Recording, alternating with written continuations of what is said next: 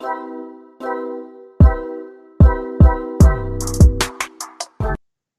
right, welcome back to the Different Spectrums podcast. If you haven't listened to our show before, we have conversations around mental health and we dabble in humor. Yeah.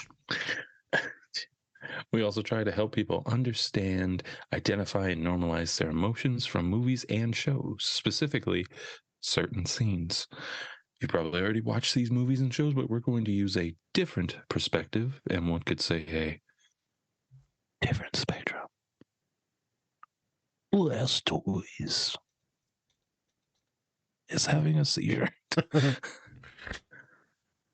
And with that, I'm going to introduce my co-host. He's our licensed clinical therapist, lover of all plushies. This is a new what one. He's doing. Yeah, I see that. You're really I'm showing them all. It's Nazir, everybody. Hello, people. Welcome back. Hopefully, y'all been enjoying the pods lately. This is January 1st. They've been getting a little bit deeper. Deep. Until next week when we do the dodgeball one, then it's gonna go kind of sideways. Yeah, I'm like, oh, all right, they're doing another thing here. Nice. Yep. And of course, I'm your other co-host for the show, Spencer. Yep. Today we're taking a look at two scenes from The Longest Yard. If you haven't seen The Longest Yard, it's about a quarterback who goes to prison and he is tasked with coming up with a team to have the prisoners go against the guards. That's the movie. You're like, well, is that it? Yeah, but you know what? It's hilarious. And in the first thing that we're going to watch, this is where they break in, like Adam Sandler, the quarterback, breaks into the, I don't know, was it like a database or something like that? Yeah. And something like that. And they're trying to find all the 5-star, the badasses of the prison so they can join the team and beat up the guards pretty much. Yes. And of course, Chris Rock finds out what his star rating is. It's not good. He's not good. No, he's not seen as a threat. No. And so in this scene, they talk about masculinity and getting your rep up. Mm-hmm. Things you all got to worry about in prison, apparently. Yeah. Make sure all the things. The biggest man on campus. Gotta be big. And then the second scene, this is actually going to have a trigger warning around it. Yep. Stone Cold Steve Austin is in the movie. And so Nelly joins Adam Sandler's team, and they're trying to intimidate Nelly so that he will like hit them and he won't be able to play. And so Stone Cold says some very hurtful, racist things, I would say. There'll be some slurs. Yeah, some slurs. And so, just a little bit of trigger warning for that one. And I mean, for that scene, we're mainly just going to be talking about people trying to, get you to go off the deep end or trying to, get you to go to some place where you don't even want to be. Yeah, to stir you up, to gaslight you. Yes, and exactly. We'll talk about how people of color kind of have to handle some of these things in the workplace or maybe with friends. And it's probably not going to be as overt as this scene where they're like saying the N-word at him, but it'll be other small microaggressive things. True. So we're checking those things out. Nazir, anything before we get into the clips? Same old. Keep following the socials, Instagram and the TikTok. With subscribers are slowly going up and up. Instagram, TikTok slowly going up and up. We appreciate all the feedback that we got last year. Hopefully all the quality of the pods and the audio of the pods will be much better now moving forward since we got everything figured out and new stuff. So we're really excited to move forward in the month of February. And on February will be our anniversary. February. Yeah, end of February is pretty much when we started recording. Wow, seems like it's gone so fast. It's gone by fast as hell. Yeah. Yeah, we started recording at the end of February. That's great. And then we started releasing mid-March. And then, That was it. Released in mid-March, and then we got real serious about it in June after our vacation in May. Yes. Yep. Yes, we did. Wow, that's crazy. Goes by quick, man. It really does. Yep. Be dead soon. Hopefully not. Oh, let's see. Oh, One can I got only hit by hope. a bus. I don't even take the bus. Please. Lord, if you could bring down a bus on me, please. I'm tired of going to work. Okay. Yeah, let's check it out. Let's get into the scene. Whoop, whoop. Boop, boop.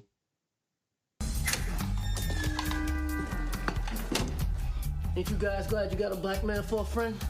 Hell yeah. Come on.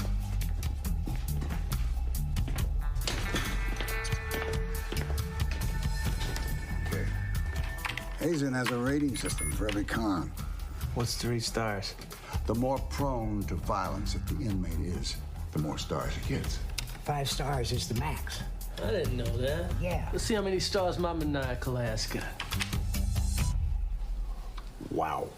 What, half a star? That's got to be a mistake. Check it again. Check it again. You're about as maniacal as a box full of kittens. Come on, that's not funny, man. I'm going to have to stab somebody or something and get my rep up. Why don't we have a maniacal pillow fight tonight? That could get it up, so. Yeah. We could sell it to pay-per-view. Superstar versus half a star. Why don't you shut up before I slit your throat and watch the dust come out? Come on, guys, we only got a couple minutes. How about this guy? Damn, this fool got the chair 3 times, ain't died yet. Well, we may not have the most talented team, but we will definitely have the meanest.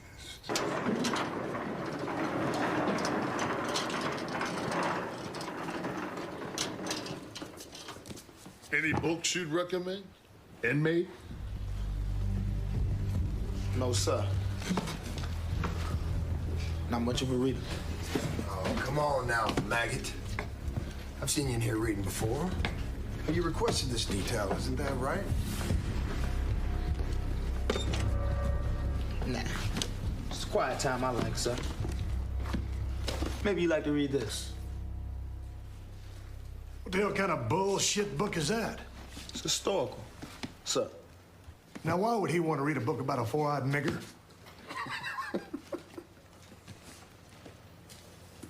Does the N-word offend you, nigger? No, sir.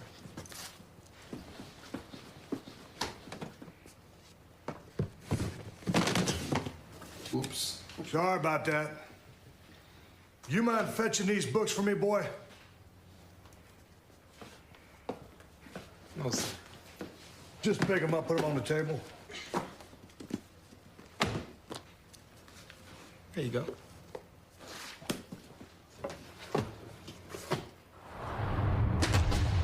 You forgot one.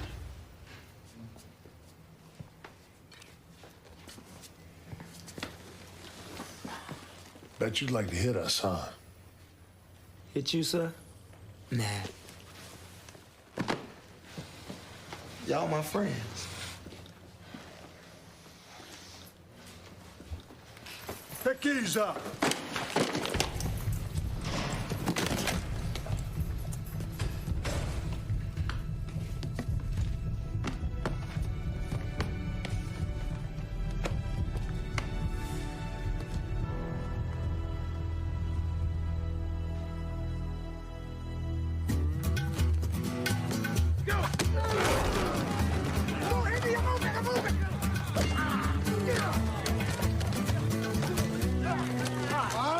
We got 1 week before we play the game. We can't complete a pass. Megan can't run the ball every play. No, coach. What the hell is he smiling at? Here comes the, y'all don't really want it like, here comes the, y'all don't really want it like, when I'm coming for ya, it's gonna sound like. This better be on up and up. I guarantee it. Let's do this shit.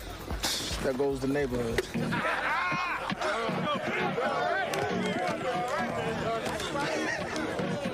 Oh, I never get to play. All right. And we're back. So, just want to fill in a little bit more context into the scenes that we saw.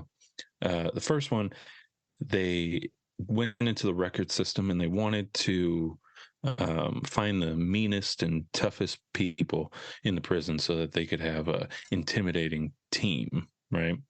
They had the intimidating factor, but they still needed that athleticism, the superstars. So they tried to get the brothers to play, but Yep. unfortunately they didn't. And then that's where we jump to the scene with Nelly, because then he actually does join the team, and the guards find out that he's like ridiculously fast and talented, and so then the guards try to intimidate him into doing something so that he can get kicked off of the team, or even just put into like solitary or something like that. Yep. And so then we have that scene happen, and we see Michael Irvin and Terry Crews come to the aid of Nelly, and help him out.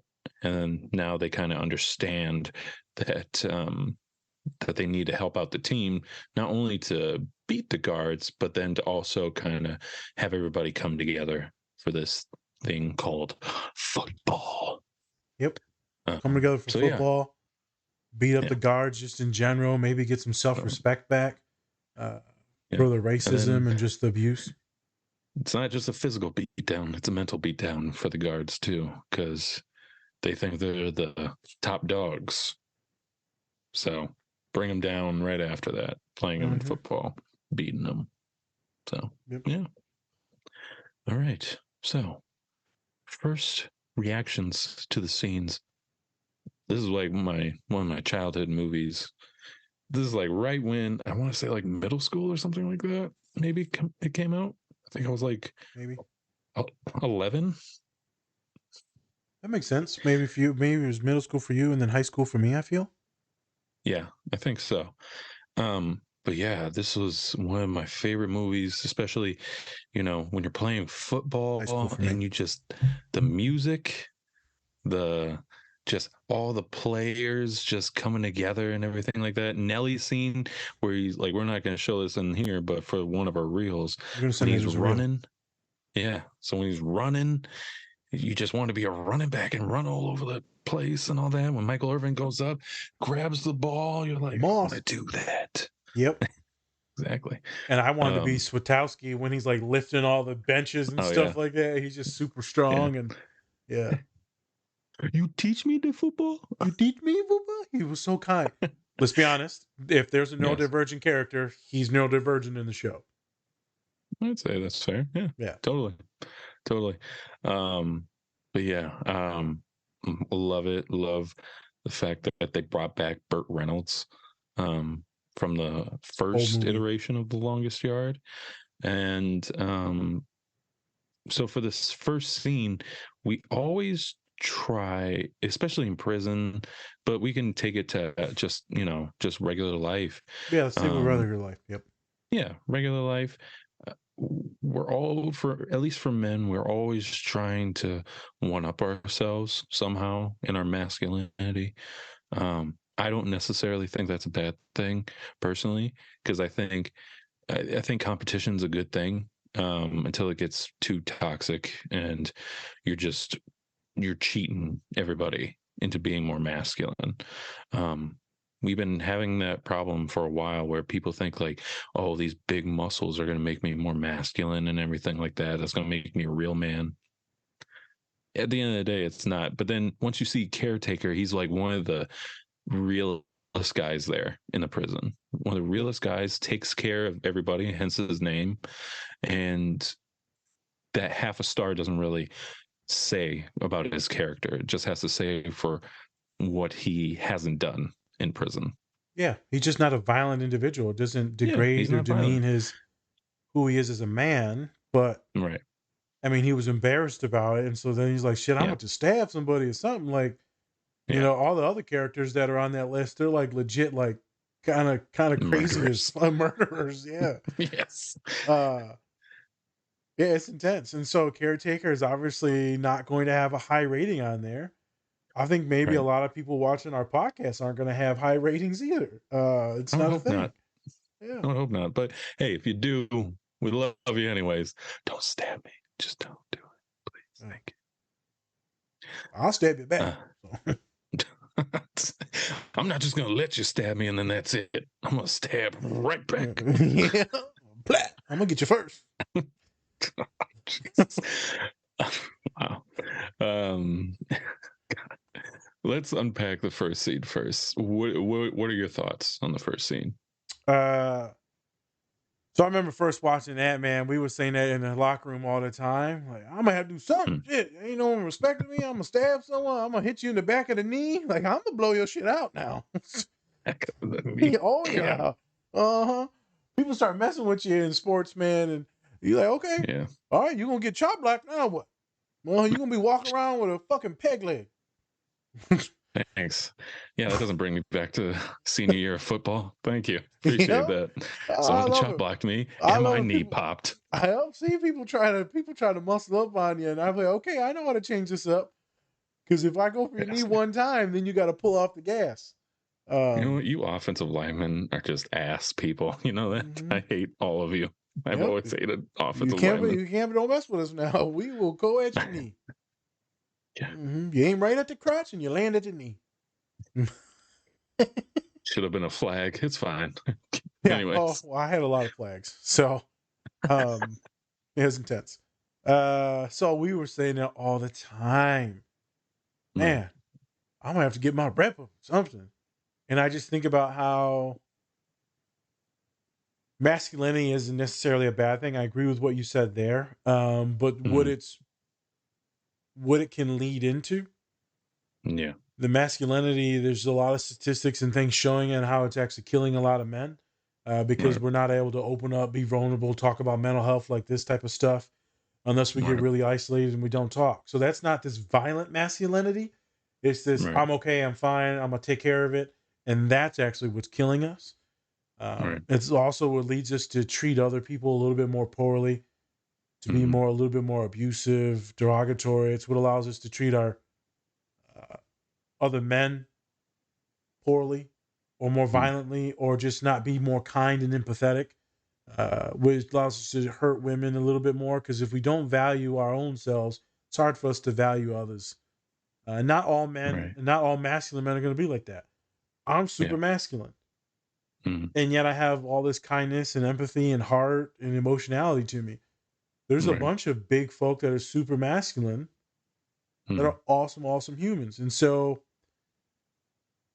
sometimes that stigma of being more masculine or being more muscular or wearing like a flannel and shit and cowboy boots or whatever, like lumberjack kind of style for the white guys watching, listening, there's a stigma with it. Or if you got a fish on your Tinder profile or a deer, like, you're gonna be labeled as masculine. Yeah. It's true. A lot of women don't like that. If you have a fish or a deer carcass on your profile, left. Yep. And I'm telling you, man, I met some really awesome people that are my country friends and stuff like that, my farming friends. Yeah. So that's a different type of masculinity. The masculinity we're talking about is the currency of violence. That currency of violence is what we're seeing with a lot of these murder sprees and shooting sprees. And, I'll take your life. I'll be a Right. 5-star, go to prison, because that's who I am. Like, don't push me. I'll push the button and I'll end it and end all of you. That masculinity is intense. That violent masculinity is intense. And the one that makes us isolate, not be vulnerable, is intense. And then finally, when we do find, this is what happens with a lot of relationships, men and women. As a therapist, you'll get them to open up and talk about some feelings or emotions or actually say that you like them. And then it usually goes to shit. And they're like, "Oh, it's going too fast." They're like, Yeah. I've seen that with all genders. Yeah. Just opening up too much, right? Like, Yeah. or all at once, I should say. At once. All at Sometimes once. it's just like very innocent. It's like, "Hey, we really like each other. Do you want to, like, what are we calling this thing?" And then the other person will like freak out, and then my clients would be like, "Well, this is why I don't fucking open up to anyone. This is why I'm not vulnerable." Or my men will open up about something, and sometimes the other partner will be like, ill. Hmm. The dude would be like, fuck you mean ill? Yeah. Oh, well, you're supposed to be like the strong one. I'm supposed to be the damaged one. I'm like, why do you need to be the damaged? Like, I can't have a bad day. Like, you can't hold me or console me. And so it leads men to just not saying anything. It's a generational thing that's passed down too. It's a gendered thing. It's Right. also a generational thing too, because the old school men, that's men. What do they call it? What's the greatest generation? Right? It's all being Yeah. masculine, fighting wars and shit like that. And then now we got everyone talking about feelings. I've never had a sick day. Like, all right, bro, calm down. Motherfucker, that's why you died at 50. I know, right? You're 45 and you look 72. Let's calm down. Well, my day we worked. Like, motherfucker, I'm still working. Working. I just don't want to work as much. Yeah, it's funny. Yeah. Like, we hear those things. I hear that from my dad. I hear that from a lot of older people. I see it on Instagram, or not, but social media news. Like, America, we used to build things, and like, I'm like, we still build things, bro. And now, like, we hurting people's feelings. I'm like, oh my god. So then that gets into a whole different thing about masculinity. Right. Masculinity is not a bad thing. I got a lot of women and femme presenting people that also identify with a lot of masculine things, and it's completely fine. It's when it gets over into some of the negative aspects, like what he's talking about, because he's talking about like stabbing somebody. Right. Yeah. I mean, and also, let's be honest, he's in prison, so it's all a whole different thing, right? I mean, Yeah, well, there you kill or be killed. Yeah. We don't know, but from stories that I've heard from the family, it's kill or be killed. Let's be honest. But then that's also kind of like a problem, right? It's like, as a man, I have to stab you in order to like make sure that you don't mess with me, because I might not show the masculinity that I'm supposed to show in prison and things like that. Yep. That's a whole other thing, but at the same time, it's a very real problem, especially in prison. I also think, like, I have to ask, like, what do you think of the kind of like movement of like all these different like social media people trying to bring back masculinity and all that stuff? Like, what do you think about like some of those people that are doing it? See, the masculinity is actually so complex. Is what parts do they want to bring back? True. Because there's so many awesome things about how men used to act in good ways and how they used to treat others and stuff like that. There's a lot of good qualities, but then there's also some of these bad qualities on how they treated others, on how they looked and viewed themselves. So you got a lot of men out there that are saying and doing things, or what's homeboy's name? And Andrew Tate, motherfucker. Andrew Tate, yeah. Andrew Tate, right? You got some of them type of cats that are out there on a few things. Now, maybe some of their points, like, oh, it's like, okay, I can see this. But then there's some things where they're kind of out there and things like that. That hyper masculinity, that volatility. As an MMA person, I can see where that made you the top dog. But in reality, that's some shit that'll make you like die alone type of stuff. It's going to be hard to find a partner if that's how you treat individuals. In a partnership where you don't own them. The type of ways I see a lot of men talk about it on social media, it feels more like they want to own the individual and be dominant. Masculinity is connected to dominance. Right. So if you dominate, same thing in the prison stuff, where if you dominate and you rule, then you are the top dog and you're safe and you can look down on folks. Right. So some of that old masculinity stuff is built on dominance. It's built on carnage. It's built on genocide. That is masculinity, is dominance. That's what I ain't cool with, because it's just abuse and manipulation. I'm not cool with that. You can act as buff and cool and like as a man's man as you want, but now when we start to like people, you're hurting people, right, or controlling people, that's the version of masculinity I'm not cool with.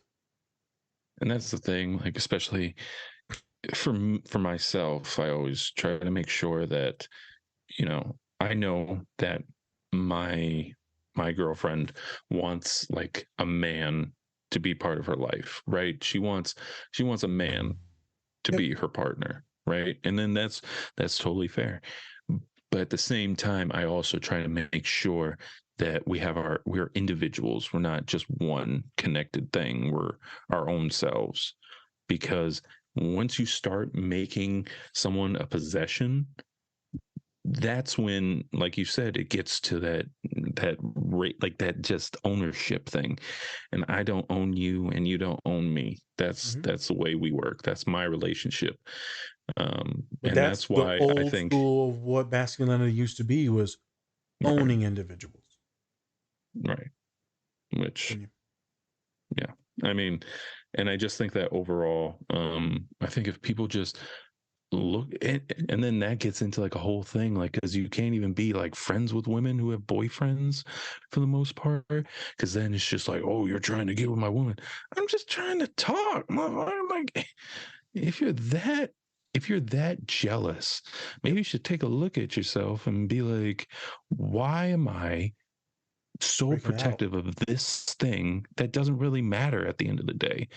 It's like, bro, you're okay. No one's gonna try to steal your, even if they try to steal your girl. Women, for the most part, they don't leave motherfuckers unless they just don't want to be with them. Let's Correct. be real. Women are very loyal until they're not. That's how it is. And if you're that afraid of it, then maybe that's not the right girl for you. And maybe you just need to self reflect a little bit more What's going on on with your you and life. why you're so insecure. I got a lot of insecure young men that come to me. Oh, yeah. They're like, man, my girl's going out with her homegirls, this and that. And I'm freaking out. And so we'll break down why they're freaking out. Because, they always say, I'm scared about the other dudes because I know the other dudes are trash. I'm like, okay, Mm, yeah, that's kind of valid because, they're going to be getting hit on at the bar. They're attractive young women. But right. like, you got to trust your girl to like handle herself. He's like, well, it's hard for me to trust my girl. So if she drinks, I'm like, if your girl's going to get super drunk and then go home with another dude, you know, uh, Yeah. I had it a That's, long that's, time ago. It's yeah. messed up. Yeah, like that normally doesn't happen. Like if that happens, then like poor choices on them. Mistakes do happen, but they probably wasn't that into you, or they didn't have respect for you. Something weird's going on there. I've had it where I've had clients where their partner, doesn't matter what gender, has gotten drunk at the bar and then they were taken advantage of, and so that'll be the other partner's like worst nightmare. That'll break a Right. And relationship that's up. terrible. That's That's terrible because terrible. that'll break the relationship up because they're both traumatized now. Right. And I've seen I that. I mean, I've had that in my past. I'm not going to go into it because that's her story. Yep. But yeah, it's a really tough thing. And you don't really, sometimes you don't really know how to say certain things until it happens. And that was like one of those things that you're just like, oh my gosh, like this actually happened. Mm-hmm. But at the same time, you can't really, like, you don't really you can't blame them No, but because, that's I've the had other it person. where some of the clients blame that individual, and Right. I'm like, bruh, they didn't ask for that person to do what they did, right? They were sitting there having fun doing their thing, and then some stuff happened. That's Right. not on them. That's the human. You be mad at that other human, Right.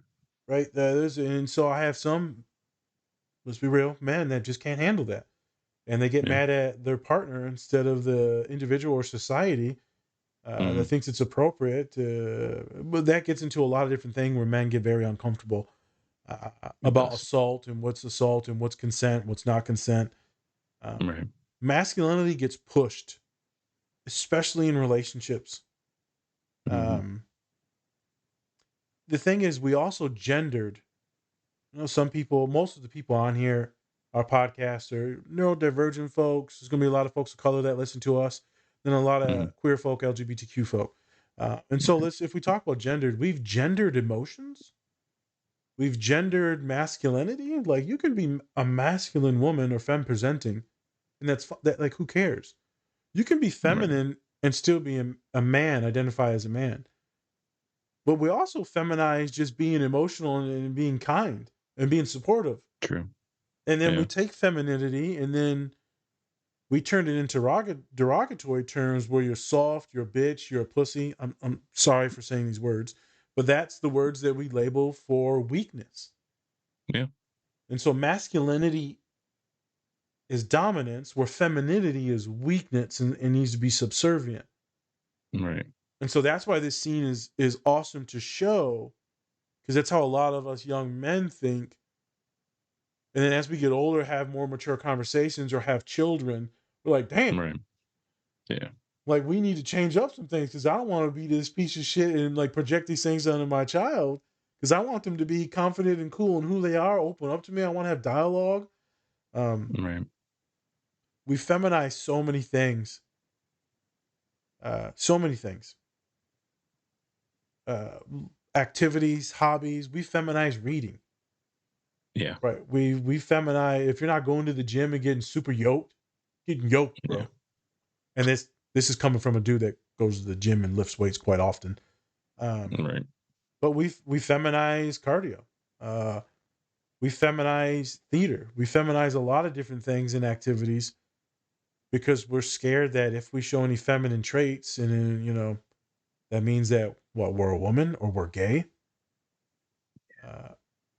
I like talking about masculinity. I work with a crap ton of athletes, and some of my boys will come to me, bro, and we start working on a lot of stuff. And it's the funniest thing. All my super masculine dudes literally just want some love. I'm like, you little punk. You just want a hug, don't you, little punk? You little bitch boy. Oh my God. I'm sorry. But I'm making a joke of it, because most of them want a hug or a nurturer because their fathers or mothers were intense and derogatory or nasty, or they couldn't just talk to them about their weaknesses. I got young men and women that if they cry, they get hammered for it. Right. So instead of processing all of it, they just shut it down. And they'll be like, yeah, no, I ain't cried in like 15 years. I'm like, damn. Like, you ain't even cry when you watch Marley and me?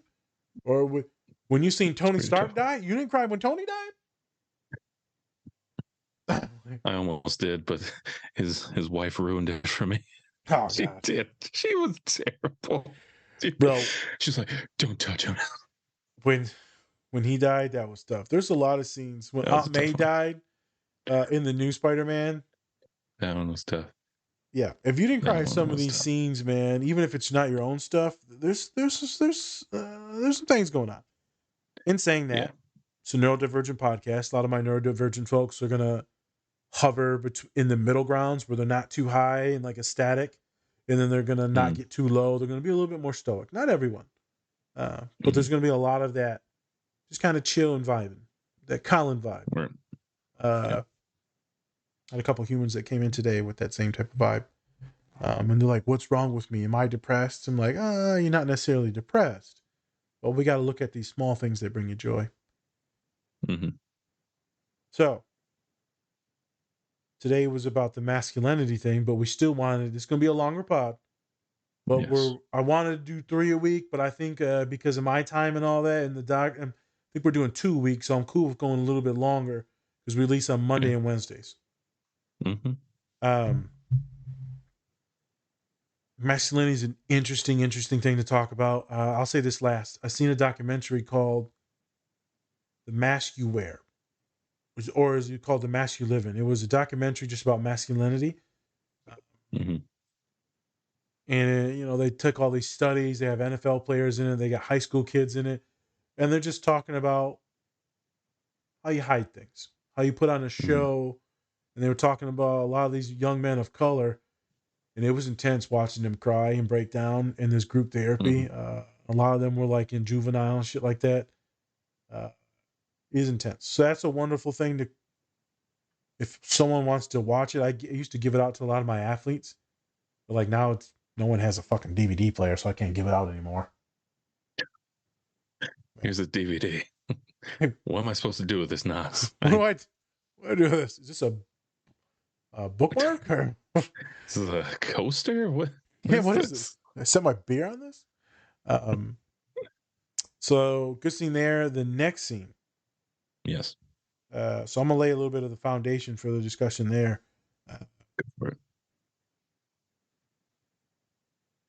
So, like I said, I don't think that a lot of us get those overt racist things, being Mexican and Arab, myself, right? You being mixed as well, black and white. Mm-hmm. A lot of our friends are multiracial, black, brown. Yeah.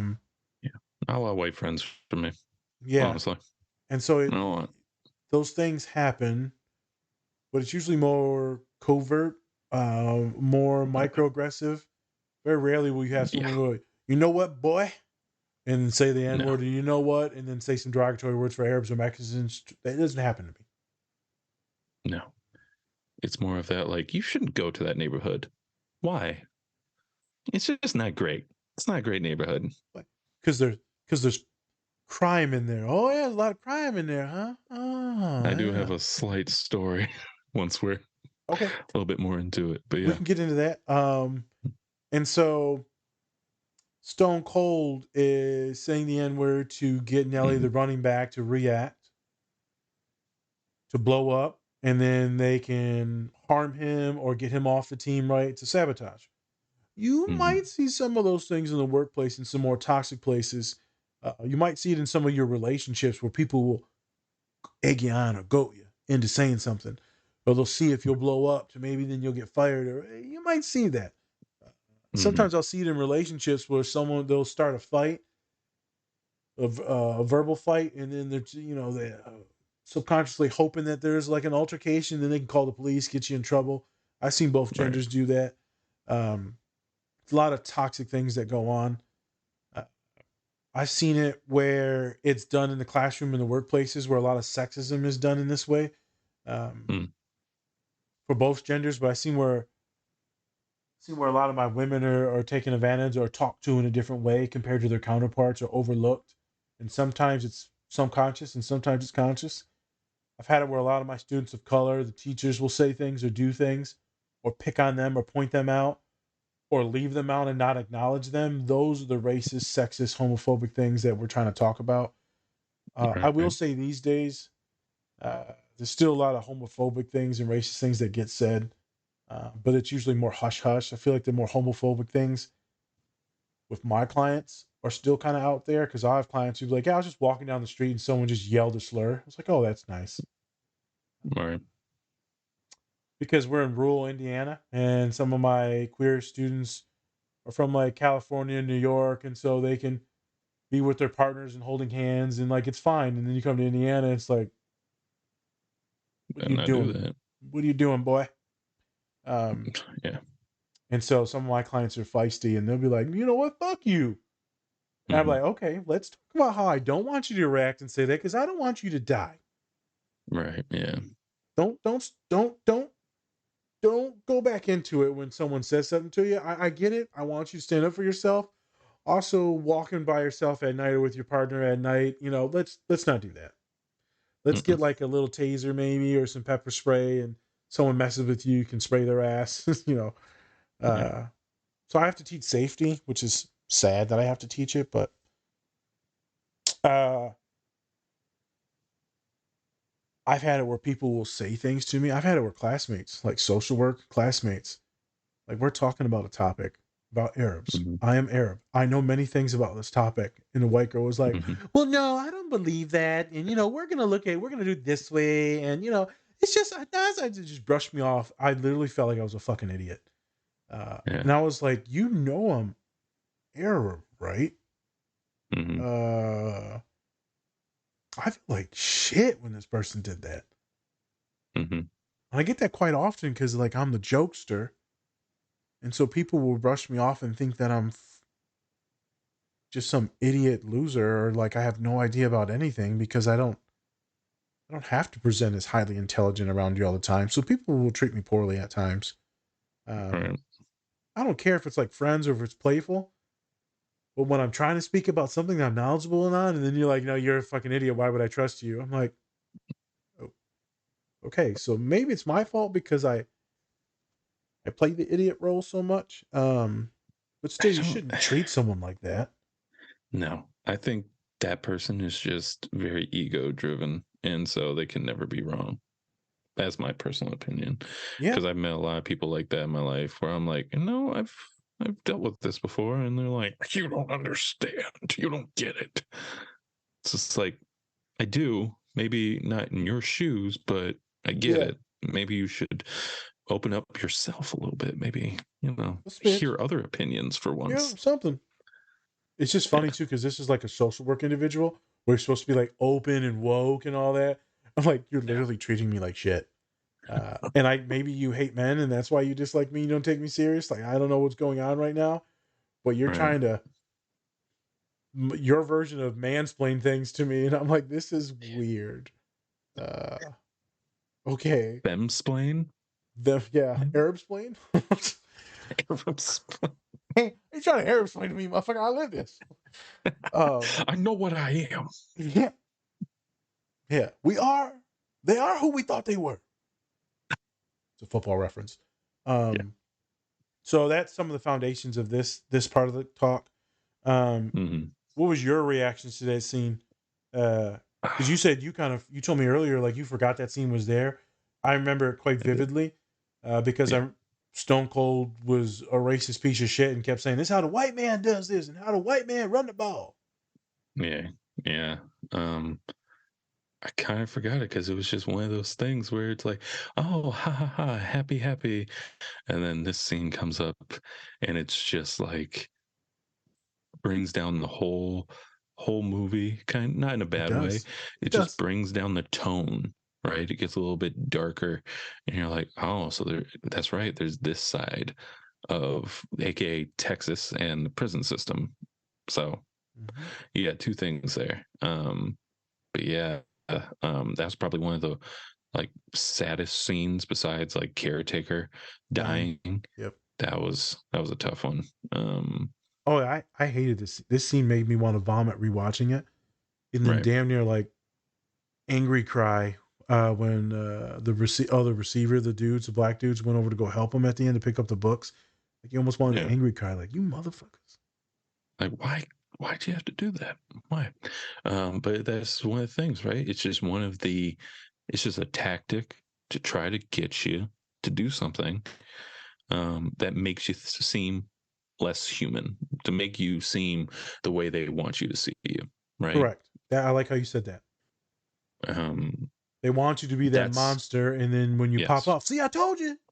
Yeah, I was right. It's like, what the fuck would you do? Yeah. Would you just be like, oh, thank you, sir. See you later? No. I think that's something that people of color, especially people with darker skin than maybe both of us, has to go through. Yep. Maybe like you said, maybe not that overt, but maybe it is. Maybe it is that overt where people just slur things at them and they just have to sit there and take it, and you can't do anything. I've told you, I'm pretty sure I've told this story plenty of times on the podcast where my mom and my dad were pulled over in California, and they thought that he was like a carjacker or something like that. Thought he stole cars, and they pulled him over, and they were trying to instigate the situation over and over again, calling him the N-word. Yep, and just making doing all restraining him certain ways and holding my mom a certain way to make him get agitated and angry and then go off on them. Then they saw my sister in the car who's fair complexioned like me, and then they kind of just let him go and all that stuff. I wasn't born at the time, but it does go to that story where some people are always trying to push you, especially those with authority. They're always trying to push you into doing something that you are not, but you're going to get angry. And so that was one of those instances. I mean, my dad, I used to, like I've said before, I used to live in Edina, rich neighborhood, always pulled him over because he wasn't in the best car ever and he was a black person. So they thought maybe something would be on him or anything like that, and never did. And they look stupid every time they pulled my dad over because he was black and in a white neighborhood. So one of those instances. But yeah, and then even today, I dealt with one of my coworkers, and I call her Care. That's not her name, but I'm gonna call her that. I'm gonna call her Care. we were talking. She was like, "Oh, you're from Minnesota. What do you do? What do you do here?" Like, because she's from another state, and I was like, "Well, you go to the, science museum, art museum. You can go downtown." And she was like, "Yeah, they told me here that I'm not supposed to go downtown." White woman, and I work at a kind of conservative company, so the fact that they even said that is so ridiculous to me, because I'm like, y'all are so scared of nothing. Like, don't get me wrong. Yeah, there are bad neighborhoods everywhere. And every city's bad. Yeah. Every If you go city. down outside at nighttime, 10, 11 o'clock, you're gonna run into some trouble. As long as you know what you want to do and how to get there, that's all you got to worry about. Yeah. That's literally all you got to worry about. You went downtown with me. Not that bad. It's not that No, bad. it was not bad at all. No.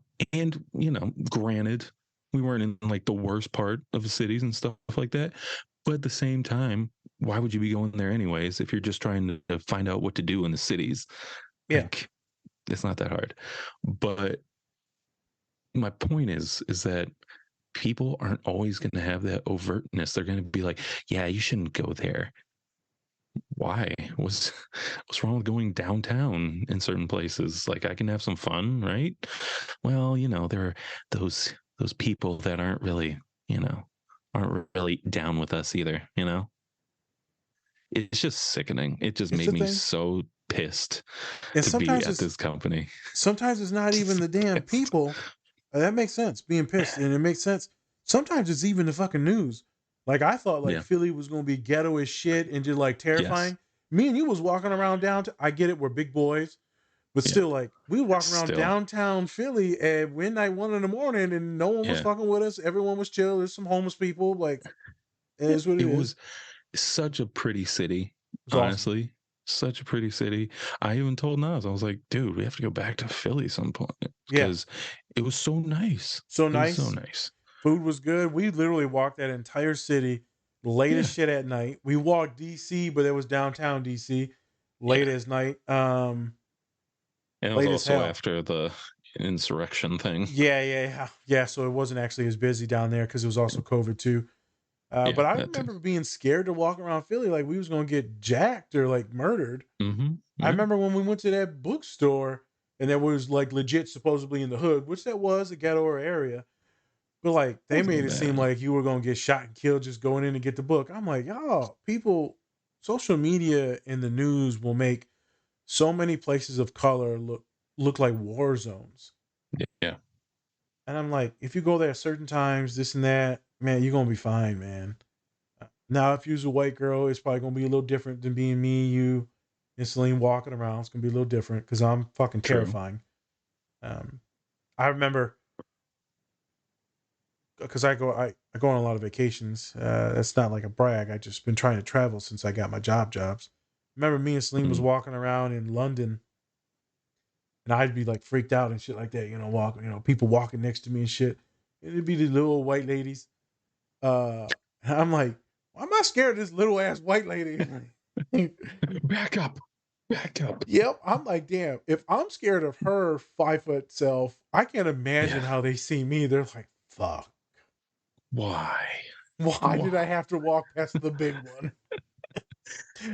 We're both just scared of each other. And I'm gonna bring something up. I'm also not immune to this internal or implicit bias or hate or internalized racism. I know that when I've walked around or I've gone on vacations or taken the subway with a train or whatever, and it'll be white people, and then someone black or brown will come in, and I'd be like, suspicious looking motherfucker. I don't trust you. I don't understand why. Yeah, why you You're on this bus? I'm not gonna lie, that immediate implicit reaction just happened, and I think everyone should acknowledge that no matter what, there's some internal bells and whistles that are gonna go off, and I'm like, oh, that's stupid, and then I go about and think about whatever I was doing. Sometimes I'm just shocked to see people of color, just in general when I'm traveling. So it's usually not a fearful reaction. I've had it where I've taken students to Detroit, and they're like, Nas, let's walk over here. I'm like, why? I didn't ask why, but in my head, I'm like, oh, because there's like a couple black people by the bus stop. let's go converse with Yeah, some black let's people. walk on the other side of the world. I'm like, oh, this is racist. Yeah, that's pretty bad.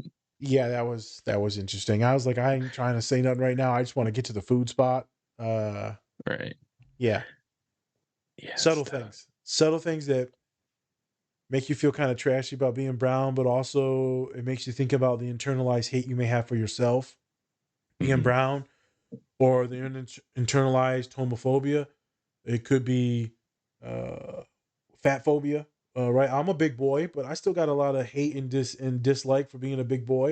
You know, I wish I was thinner. Mhm. I wish I had when them good jawline. I wish I when I touched my face, it didn't do this. Jesus Right. Christ! Yeah, that squishy face. I didn't wish I didn't turn into a fucking chipmunk. Oh. Jesus. Canceled. Got that. Yeah. So yeah, man, it's intense. I think I remember I first had some internalized hate when I went on vacation to Alaska, and I might have told this on the pod a while ago. I said this in many of my interviews and conferences that I, with students. Mhm. It's something racist like this, right? I have my internal stuff about every culture, Mhm. race, gender. We all do. That's just the systems that we grow up in. It thinks that it helps us inform us on decisions and how to judge people. But we went to Alaska to meet Colin. I was like, man, all these some funny looking motherfuckers, man. Mhm. These people look funny. And I told Colin, I said, man, they're all weird looking. He's like, yeah, they're natives. Mhm. They're Native Alaskans. So they kind of, they kind of look like Native Americans, but also kind of look like Filipino, they kind of look Hispanic. It's a different breed. The bigger folks leading to something. So I went into the Mhm. grocery store and I'm like, Colin, everyone can treat me nice and saying what's up and stuff. I see it's because you look like them. Okay. So I went home later that night and I'm like, damn, if I think that they look funny, Mhm. I maybe think that they look kind of ugly. That Mhm. means I think that I look funny and look kind of ugly. That means I don't like myself. And that means, well, so why don't I like myself? Oh, because I'm not this symmetrical looking white boy. Mhm. So that's when I started to realize that that stuff has affected me. I would have never really thought about that Right. um, too deeply. And then I started traveling and I'm like, oh, interesting. That was a sad moment. Um, Right. and so sometimes those racist ideals or the eugenics of the world where we want everyone to like look like this prototype or this body Right. dysmorphia of being chiseled or a certain jawline, blue eyes, blonde hair, look like Chris Evans type of shit. Which is totally ridiculous now because it's like most people are mixed race anyways Yeah, now. most Like a people are lot mixed of race. people are And mixed also, race. most people don't look like that unless they're godly gifted and great genetics. Like they worked really hard. They also had some good genetics. They also Um, had some incest in there too. Jesus.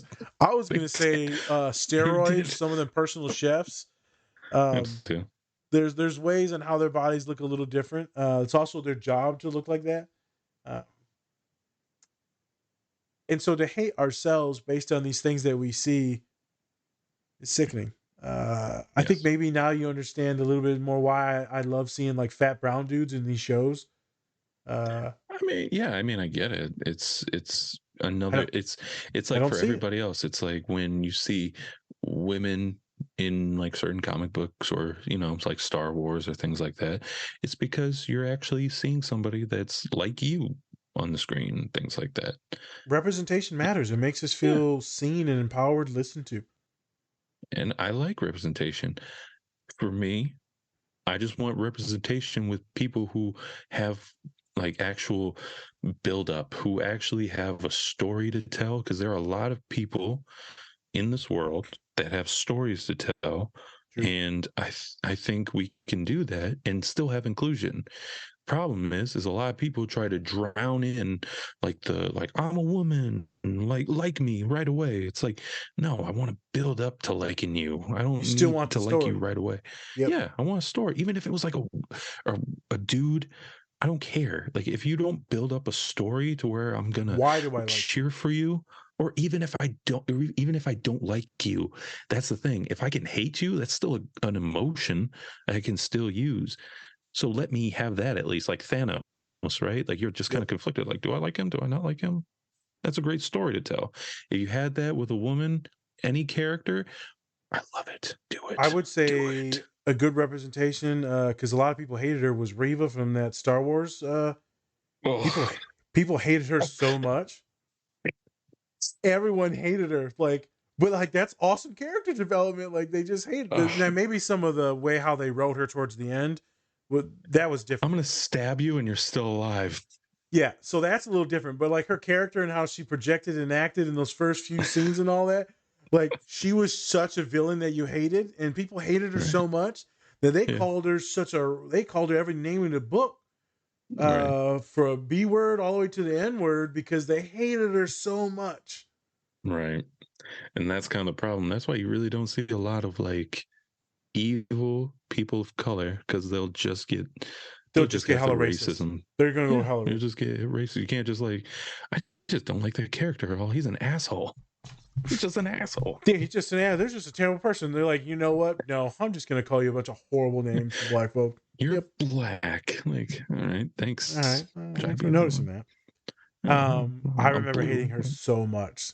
I guarantee you they prepped her that she was going to get a lot of this backlash. There's no way they didn't prep her. I think they prep every person of color that does like especially any type of character in huge franchises. They're just like, you better be ready. Especially like they just they have the Little Mermaid. Now she's gonna be person of color. She's gonna be black and already Tons of got hate. backlash. Yeah. So any character, they're always gonna have that black backlash. And I think that a lot of it's unfair, but at the same time you can't also just say like, okay, I just don't like the character. It's not because they're person of color or their gender. I just don't like the character just sucks to me. That's the And character. that's Yeah. also and that's the problem though. A lot of people mix that up of saying like, you're just racist, you don't like black people. It's like, no, I don't like the character. That's it. Correct. Believe me, I haven't liked a lot of characters who are white men, and I'm just like, ugh, get away from me. But at the It's been same hard for time, me to ever like the dude that played the Joker, that Joaquin Phoenix, after the Gladiator. I fucking hate him. oh yeah, that's tough. That's tough. He He's was just really such a piece hateable, of shit there, and I'm just like, yep. They said they ruined his career for a while because people just could not unsee that.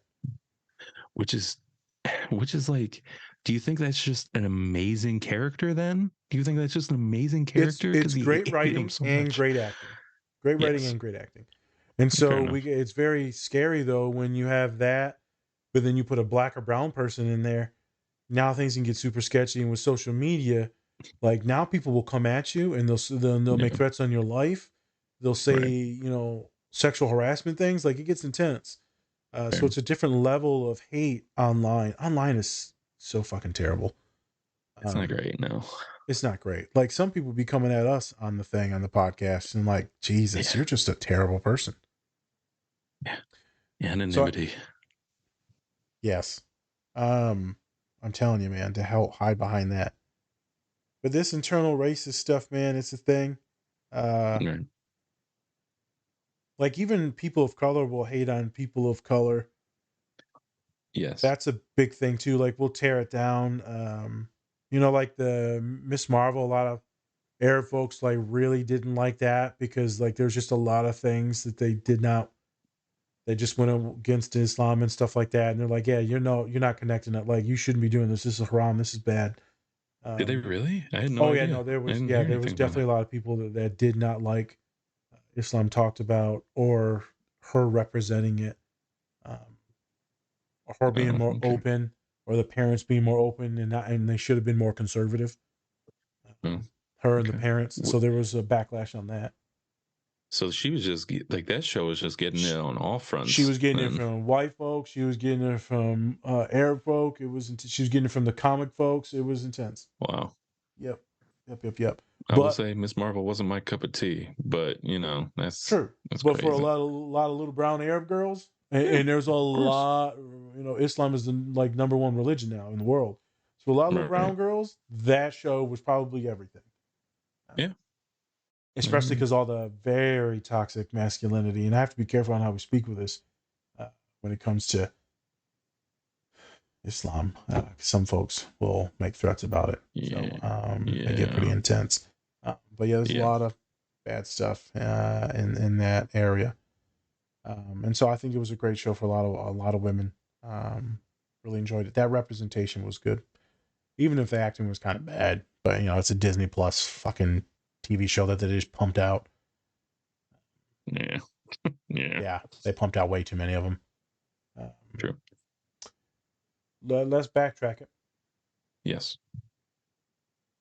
I think the best way to deal with some of these, therapizing these things, is to making sure you do your best to regulate yourself when you go home, to seek support. So let's say like I'm running a Latinx support group this semester. I've run BIPOC support groups, so that's for anyone of color or indigenous backgrounds, black, brown, or indigenous. But now I'm going to do a Latinx one so I can get higher enrollment in that. It's a support because being in a all-white school, a PWI, predominantly white institution at Purdue, it's tough. To be in higher education where it's mostly white bodies, it's tough. And so these support groups or therapy groups, you're not just venting about white folk. You're talking about everything, but also the context of race and being with your people that look like you is very healthy. That's also why I run autism groups, because it's an identity group and we can be with each other. Doesn't matter what race or gender, sexuality, because that was just the focused on autism. We can just feel comfortable being around our people. So these support groups are wonderful things. Speaking to your friends are awesome things. Seeking mentorship from other people of color are good. So if you're struggling, like at your workplace, see if there's any groups for folks of color. See if there's anything for like women of color.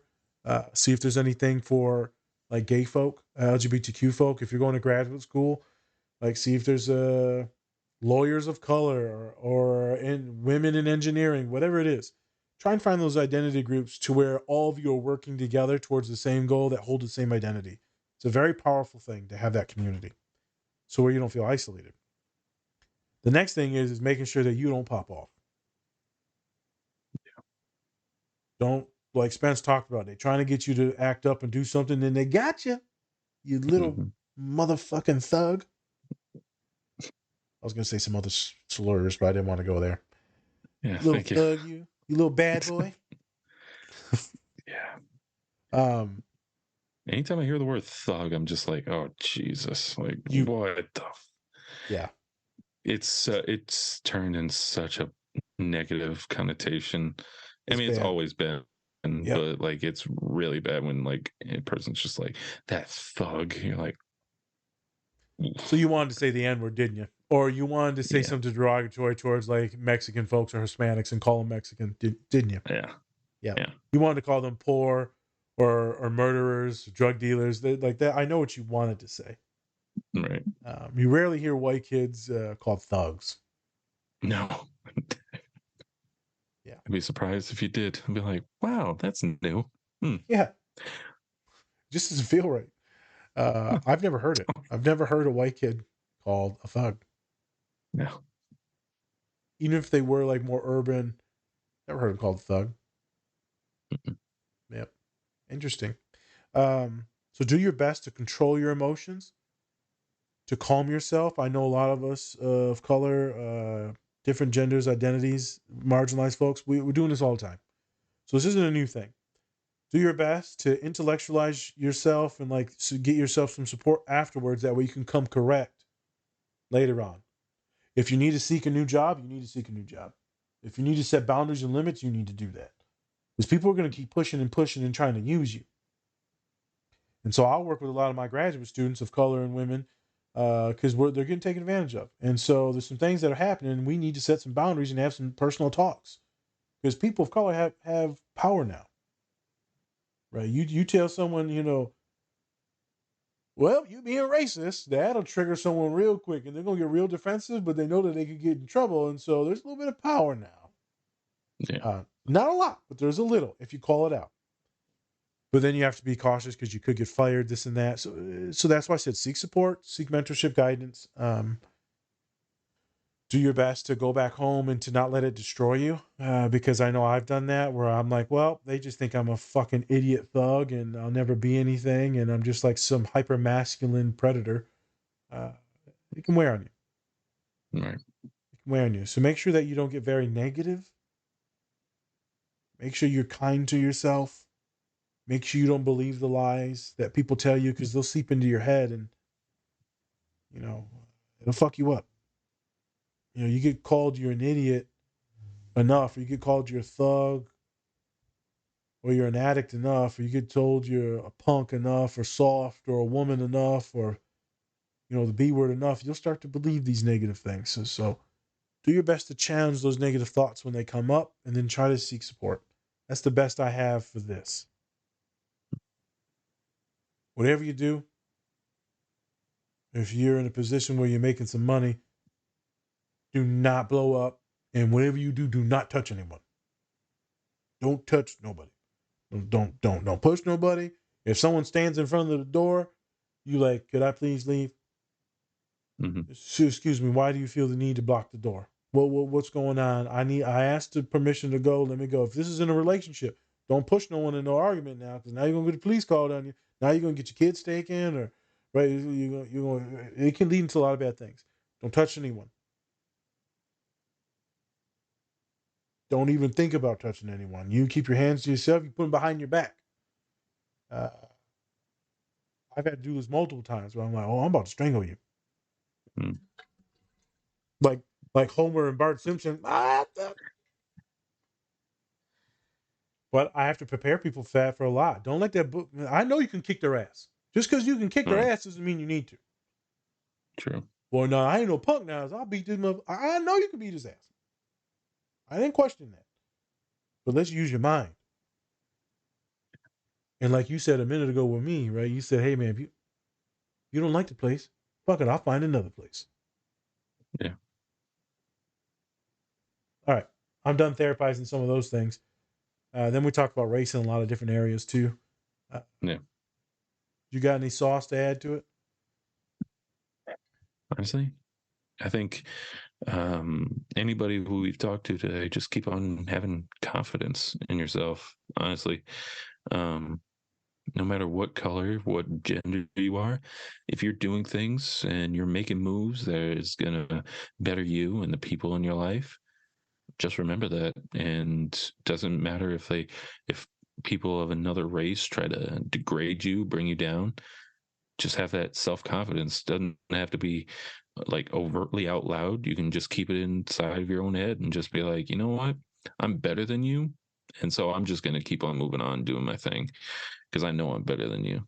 And that's all to it. Honestly, I think that gets lost in there, but at the same time have a humbleness to yourself too. Remember to bring yourself back down, because you're not better than everybody. And you're better than them in that you're not going to hurt someone and demean them. That, and just overall, you aren't going to bring me down to a level that you think I am capable of. Oh, yeah. I'm going to be above what you think I am. Yep. And I think that's a good confidence builder right there, personally. In spite. Yes. Yep. In spite of what you think of me, I am going to rise above. Yes. And show you and prove you wrong. Yes. And I'm going to elevate all these other people in my life that might be black, brown, whatever gender, it doesn't matter. As long as you build up the people around you, who gives a shit? They can all go fuck themselves. Yep. That's always a fun conversation when white folk will be like, Nas, you one of the good ones. I'm like, you one of the racist ones. Yeah. You ever seen that? You ever seen that clip yet of Zach and Miri? Where he's like, can I have a coffee? Black? Don't you see we're having a conversation? White? I have seen that. Yeah, I have seen that. Yeah. A lot of good points in this. A lot of more. There's a million things that we could talk about when it comes to race in this clip and goading and right. I apologize to anyone that's going to be like insensitive to the N-word in there, but still, it's a good scene that we thought about. Me coming from an all-black school and stuff like that. Me having friends that have been called the N words, or me being called the N word as well, because they use that for Arabs as well. Right. I was kicked out of a university for people calling my friends the N word, and then I decided to act out in violence, and then I hurt some people. So that's why I said, don't touch anybody, don't go down the path that I went down, because you don't need to get expelled and kicked out of college, and then I was depressed and suicidal and shit, and don't go down that Right. route. Don't become the Unfortunately, a monster lot that of they people want have you. that problem. I know. Don't go down that route to become the monster that they think you are. Don't do it. Don't give them the validation. Mm-hmm. Maybe did it feel good, doing some of the things they did that day? Yeah, but then I felt like a piece of shit too. So It's then I felt amazing. stupid. I read Kevin Garnett's um, Well, biography, and he actually talked about an incident just like that, where white kids were, talking mess about one of his friends who was black, and then he went down and did something about it. But then he got kicked out of school and then had to move to Chicago because he was in South Carolina, and they called it a hate crime. I think it was South Carolina or North. It might have been North Carolina. yeah, But either way, it was South, and he got into big trouble, and they said that he did a hate crime because he was protecting one of his friends. Same thing with Allen Iverson, I believe. I think Allen Iverson had one of the same things at like a bowling alley or something. And he got kicked out of school. Randy Moss. There's just so many people, and there's a lot of people that aren't notable, but um, honestly, you have to keep your cool, and that's a hard thing to do. it's a It's hard a thing really to hard do. thing to To do. bite your It's a tongue, to hard thing swallow to your do. pride, to allow someone to say something to you. Yes. I was Especially watching if it's been bubbling up. Yeah. bubbling up. I was watching Chuck and Larry, right? And then they go outside the club for a Halloween party, and then Yep. because it's a gay party, they said some stuff at that Right. rally, and he said, "What'd you say?" He ain't even gay, and he socked the dude in the mouth. He would have been Yeah. arrested and sued, and you can't do Yeah. that. You can't knock anyone out, but No. we want to. But be careful, be cautious. For the folks that'll listen to this, don't fall into that. Don't Yeah. let that rage and anger take control of you. I want you to be better than what I was. The folks that'll listen to this, be better than what I was. Most of you are going to be more smart than me and more collected than me. Most of you aren't going to be as large as me, probably. And so, with that masculinity, I felt like I could take advantage of people and protect my friends. I normally don't get too mad when people say things about me, but then they tried to hurt my friends. So that's why I posted a reel a couple weeks ago. So in the beginning of January, it was the scene where the dude's like this Aztec demon in Suicide Squad, and he's like, "Bring it! I'll show you who I am," because he's protecting his friends. And I posted that reel because I've been in that position. When people come at your friends, you're like, "All right, I'm going to kill you now." Yes. Well, you just messed up, didn't you? Yeah. Yeah. You done called the wrong person the wrong thing. All right. So that's all, everybody. Thanks for watching. Like we said before, hit that like button and follow button on all of our socials. Keep on sharing. We want that. We want you to share. This has been the Different Spectrums podcast. That's Nazir. I'm Spencer. Goodbye. Peace. Deuce. Woo woo. I'm too fat to go I'm away. back. Yeah. I'm back. Oh, I'm gone.